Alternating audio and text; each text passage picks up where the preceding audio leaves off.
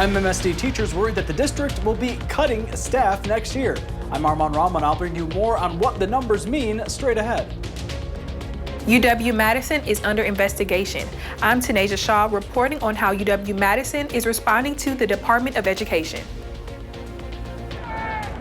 And I'm Will Keneally on the ground here in Milwaukee ahead of the one and only state Supreme Court debate. I'm Ellie Liberté, as the Madison City Clerk is placed on administrative leave for her role in nearly 200 ballots going missing during the November election, what the new interim clerk says needs to happen in the April election. We welcome you now to News 3 Now at 6. Good evening, everyone, and thanks for joining us. I'm Sarah Carlson. Eric Franke has the night off. Teachers and taxpayers in Madison Metropolitan School District are nervous after hearing staff could be cut after next school year. Arman Rahman breaks down the numbers to find out. It really doesn't matter how good of a job you're doing. You could be on the chopping block. Teachers this week anxious after hearing their schools could be cutting staff next year. They're going off of communication from their principals about the district's proposed staffing allocations for next year. We want to be really clear that this is not only easily reversible, but this could lead to a healthier outcome if we can come together and talk about it. According to a spokesperson with the district, MMSD is committed to an increase in 6.6 full-time equivalents, or employees that work 40 hours a week, next school year. A presentation given to the school board this week shows a reduction of roughly 3.1 FTEs for elementary schools and 11 FTEs for high schools. The district says individual schools may experience staffing changes, but will not result in terminations. The district is talking about cutting some people's full-time employment to part-time or half-time, and that might split like one employee across multiple schools. Michael Jones is the president of Madison Teachers Incorporated. Our enrollment grew this past year, and part of the referendum discourse was that Madison and Dane County is a growing community. The district spokesperson says these staffing decisions are primarily driven by projected enrollment to keep class sizes optimal. But teachers on the ground say the reality ends up looking different. Well, some of their AP offerings will run at nearly 40 students. When we say that if we do not pass this referendum, there will be cuts, and then we pass the referendum, and then there are still cuts, this is a huge violation of public trust. The district spokesperson said in part in a statement to News 3 Now, MMSD acknowledges that there may be misconceptions about staffing allocations, especially on the heels of the recently passed operating referendum. They continued by saying, quote, MMSD is committed to continuously evaluating and improving its staffing allocation process and enhancing communication with staff and the community. And that was Arman Rahman reporting. Thank you. In other news, an activist who led pro-Palestinian protests at Columbia University in New York remains in detention following a brief court hearing. ICE agents took Mahmoud Khalil into custody over the weekend, but a federal judge has blocked his deportation for now. Khalil was a leader during pro-Palestinian protests at Columbia last year. Immigration agents claim Khalil, quote, led activities aligned to Hamas, but they have not provided details on any charges or alleged crimes. The White House says the arrest is just the first of many targeting anti-Semitism on campuses nationwide. Right now, UW-Madison is one of 60 universities being investigated by the Department of Education for not protecting Jewish students on campus. This comes months after protests on the UW campus and just days after Columbia lost $400 million in federal funding. Our Tanisha Shaw has more. UW-Madison could be the next university to lose millions of dollars worth of federal funding. If you're in the university community, there is a heightened tension regardless of how you feel. Tuesday, the Department of Education sent a letter to UW-Madison and 59 other universities, warning that the institutions potentially did not protect Jewish students through Title VI, a civil rights act that bans discrimination. I definitely think that there were things that have happened in the campus that were worthy of scrutiny, and certainly worthy of the question about time, place, and manner. Greg Steinberger is the president and CEO of UW-Hillel. There have been incidents on this campus, on other campuses in the Wisconsin system, and clearly across the country that certainly are worthy of thoughtful examination. The letter to UW did not specify exactly when UW violated Title VI. The investigation opened January 29th in 2024. That's just months before the large protest took place on campus in spring 2024. the university released a statement listing the steps they took to support Jewish students and saying they're cooperating with any requests from the Department of Education. My sense is that the University of Wisconsin-Madison and the University of Wisconsin system take these things very seriously and are working hard to make sure that this campus is safe and open to all students. Steinberger said right now, students and staff at UW are already uneasy because of federal funding cuts.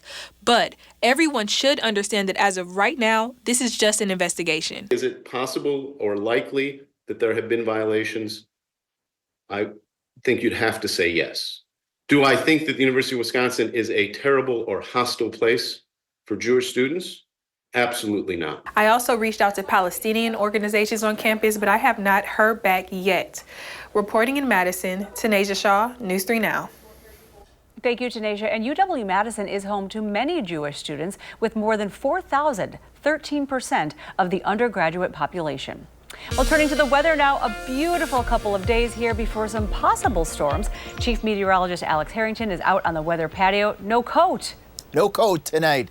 It's so nice out here, and with the winds have lightened up out here as well. I didn't feel like I needed a jacket, and isn't that pretty nice when we're in the middle of March that you don't need a jacket at 6 o'clock at night? In fact, our temperature went up a degree from the 5 o'clock newscast. 54, beautiful sunshine shining into our first run weather cam downtown and our Edgewater sky cam. A gorgeous evening with temperatures in the 50s across much of southern Wisconsin, if not near 60, dipping down to the 40s by the time you join us at 10 o'clock, and that 42 at 10 o'clock. That's our normal high temperature for this time of year. Overnight lows will be in the low to mid 30s across southern Wisconsin. Swarm is 55 to the west, down 14 in Middleton and in Cross Plains, 56 down on 12 as you head down towards the Oregon area, and then 55 to the south and east in Edgerton, 55 in Janesville, 59 in the Wisconsin River Valley, and then 57 to the north in Camp Douglas. We have a level 2 out of 5 risk now. We're still a few days away from the Friday severe weather event that we've been talking about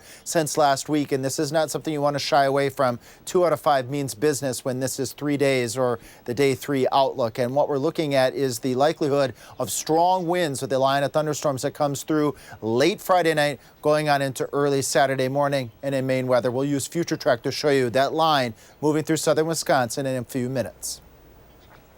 Okay, thank you, Alex. Tonight, the 2 state Supreme Court candidates will have their first and only debate. Brad Schimmel and Susan Crawford will take the debate stage at Marquette University in just a few hours. Our Will Keneally is live in Milwaukee with what we're expecting. Hi, Will. Yeah, Sarah, we're outside the hall that's hosting the event on Marquette University's campus, and we are just seeing a rally kind of break up here, as you can see. Generally pro-Crawford. This is not an unusual sight to see outside of a debate venue for the last couple of cycles here, as we've seen these just get more and more intense for these spring Supreme Court races. We did talk to one kind of voter organizer kind of getting out the votes here, saying that she hopes that we hear the candidates talk about what their future game plans are and what they're doing currently, less attacks on what the candidates' pasts are. Now, again, we're expecting those candidates to take the stage within the next about hour or so here, starting at 7 o'clock here down in Milwaukee. The other interesting thing that I'll say too, Sarah, is just as Gabe and I behind the camera were walking out, we saw 5 of the Supreme Court justices, sitting Supreme Court justices, make their way inside the venue. That's not something that I've seen all that often. You might see one retired justice appear at one of these debates. So seeing all those justices walk in together, I think kind of underscores the importance of this debate, certainly, and this election heading into April 1st. Now, we'll continue to keep you updated. We'll have more on News 3 Now at 10. But for now, reporting from Milwaukee, Will Keneally, News 3 Now. All right, thank you so much, Will. We'll hear more from you later. And we have another development in the absentee ballot story in the city of Madison. City Clerk Maribeth Witzel-Bale is now on administrative leave.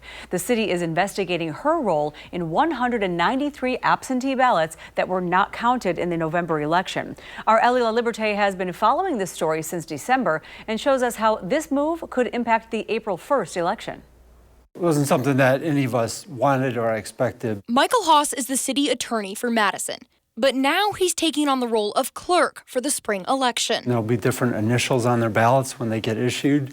Other than that, it shouldn't have an effect on the election at all. Haas has never served as clerk, but does have previous experience as administrator and legal counsel to the Wisconsin Elections Commission. Ann Jacobs, the chair of the WEC, isn't surprised the city is placing Mary Beth Witzel-Bale on administrative leave. But I think the city was wise to tap him because of his knowledge of election laws, election rules, and election guidance. WEC staff recently released a report that shows both communication and procedural errors from Witzel-Bale that led to ballots going missing in 3 wards back in November. Upheaval close to an election is never a good idea, but sometimes it is the right idea. The city is also conducting an internal investigation, but promised to give the clerk's office extra resources to help with the spring election. He certainly has his work cut out for him this close to the election. But Haas is confident that the errors from November won't happen again. Mary Beth made some procedural changes to help focus on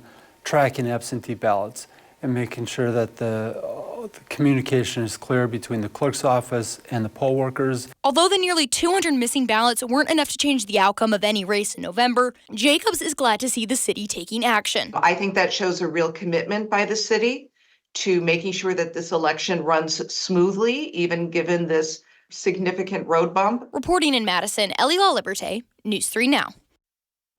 Thank you, Ellie. And coming up, an update on the negotiations between UW Health and Anthem Blue Cross Blue Shield. Plus, how a new bipartisan bill looks to protect cyclists and pedestrians and its ties to a Wisconsin native after this.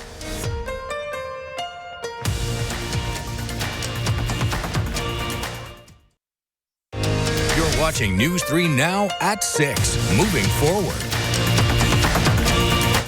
Welcome back. We now know the identity of the person killed in a 2-vehicle crash on Madison's west side last week.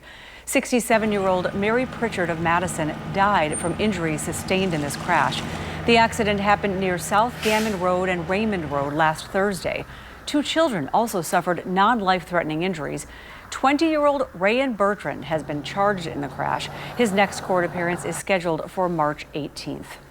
A new bipartisan bill is proposed in honor of a Wisconsin native who lost her life in a bike crash. It's called the Sarah Debink Langenkamp Active Safety Transportation Act.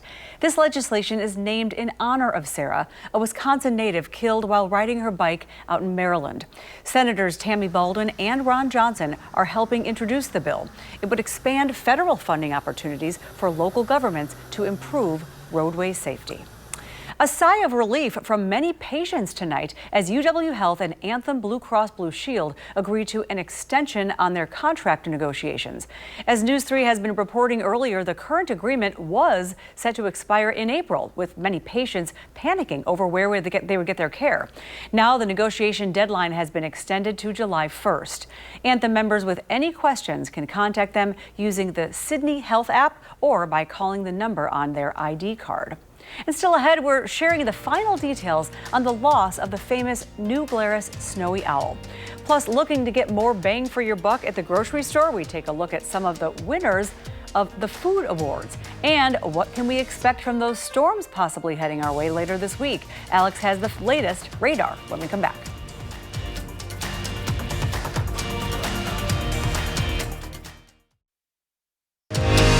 You're watching News 3 Now at 6. We now know the cause of death for the snowy owl spotted and followed closely this winter in New Glarus. The owl was found dead on February 5th after attracting several birders to the area for several days.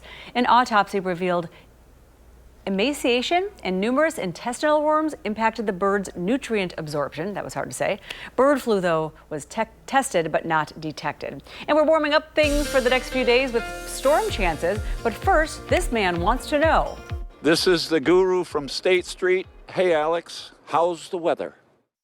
Hey there, guru on State Street. I'll be your guru with the weather. I got to get my words out here as well. It's already in the 50s right now at 6 o'clock, and you can expect temperatures staying in the 40s all the way through the 10 o'clock newscast, which actually is warmer than our normal high temperature for this time of year. Here, we're close to looking at State Street on our first one weather cam, looking over Edgewater here and looking over Lake Mendota. 54. Winds are light right now and sunny skies. 54 Madison, 55, a lot of 55s in Dane County right now. Reminder again, average highs are right around 40, and we're still near 60 degrees at 6 o'clock at night in the Wisconsin River Valley. 57 in Camp Douglas and 55 in Janesville. This is what we're up for tomorrow. After low temperatures in the lower 30s, we're going to be in the low to mid to upper 60s, approaching 70 out towards the Mississippi River. I can smile here on today and on Thursday, but then changes are going to be on the way, and we got to change the tune here and the tone here as we head towards Friday. The warm weather is going to be the fuel, the brew for the potential for strong to severe thunderstorms as we go into Friday night into early Saturday, which we started talking about last week, and here we are just about 48 hours from these storms evolving, with strong winds being the main threat. A level 2 out of 5 risk for pretty much all of southern Wisconsin as we go into Friday night. This is not during the daytime on Friday. This is a Friday night weather event in that 10 p.m. to midnight approximate time frame. Strong damaging winds are the main threats, but we can't rule out an isolated tornado or two, especially if we can get moisture up into southern Wisconsin.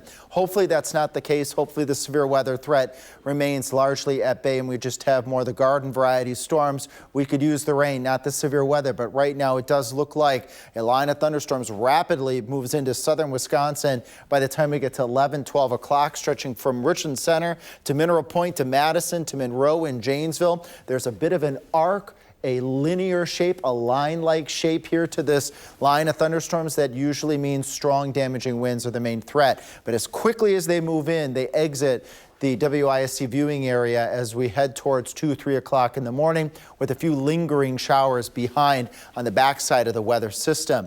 Anywhere between 1/4 to 1/2 inch of water, maybe 3/4 if you're lucky, and that's because of the fast movement of that line of showers and storms, and strong winds building in as we go into Saturday. We'll likely have to call this time frame out also for alert day conditions as those strong winds build in to southern Wisconsin. Brief recap, it's Friday overnight going into Saturday, with strong winds being the main threat with this fast moving line of storms.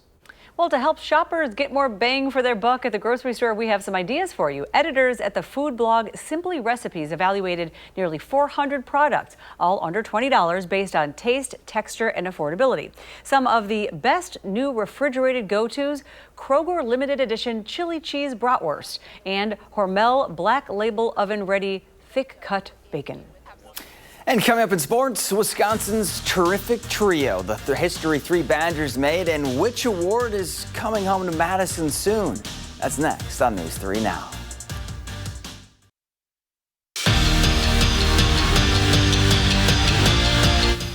The top 3 finalists for the Patty Kazmaier Award have been announced, and all 3 are Badgers. Layla Edwards, Caroline Harvey, and Casey O'Brien all made the cut.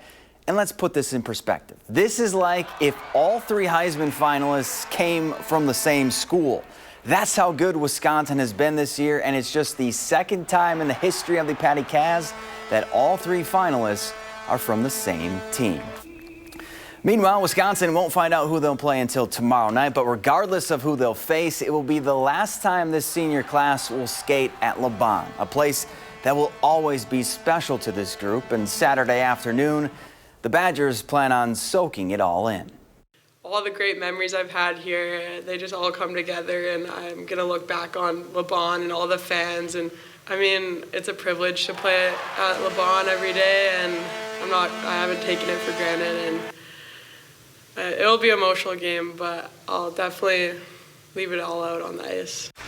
On the men's side, Gavin Morrissey has been named one of 3 finalists for the Big Ten's Freshman of the Year award. In 37 games this season, Morrissey scored 9 goals and tallied 23 assists to finish with 32 points. The league's Freshman of the Year will be announced on Tuesday. Well, fresh off being named first team All-Big Ten, John Tonje can now add second team All-American to his title thanks to the Sporting News. The Badger guard leads Wisconsin in scoring, averaging nearly 19 points per game, and has scored in double figures in every game this season but 2. And after 3 seasons in Madison where she was a walking double-double, Sarah Williams announced that she's leaving the program. Williams sits 11th on the program's all-time scoring list, 2nd for career blocks, 3rd in double-doubles, and 8th in rebounds. Carter McRae also entered the transfer portal. She averaged 10 points and 7 rebounds during her lone season at Wisconsin, and that's just the times right now, transferring, NIL, everything like that. And exciting for those women's hockey, too. I love it. Yeah, so it's finally coming back to Madison. Exactly. Thank you, Zach. And coming up on News 3 Now at 10, a recap of tonight's Supreme Court debate. Political reporter Will Keneally will break down the key talking points, feedback as well on the only debate before the big election. And now we have a very quick check on the forecast, an important one, too. Quick check on the forecast. Tune in again at 10 o'clock tonight. We'll have the latest with Future Track and a line of storms for Friday night. Thank you, Alex, and thanks for watching.